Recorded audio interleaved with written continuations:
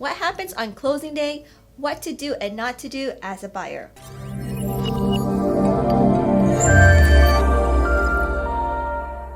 Hi and welcome to my channel. My name is Susan. I am a real estate agent based out of Toronto, and today I'll be helping you understand what happens on closing day.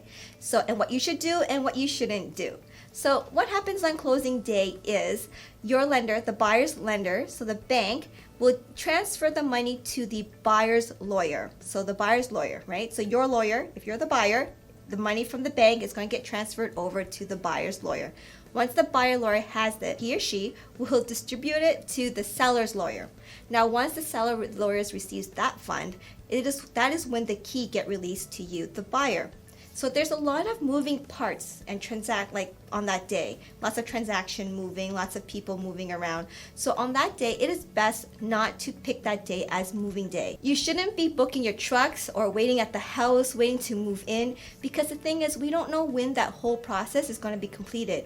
It can be completed at 12, it can be completed at 6.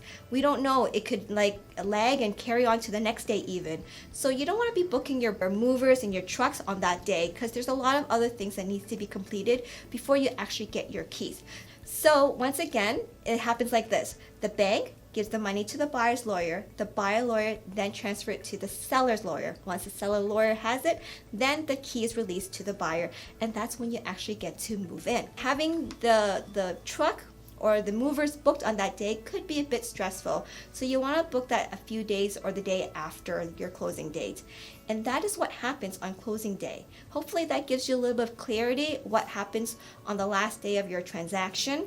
If you have any questions or any comment, just leave them below. I'll be more than happy to answer them. And if you want, you can contact me through text, phone number, email, grab me on social media. I'd be more than happy to answer any other questions you have about the home buying process. Until next time, I'll see you soon.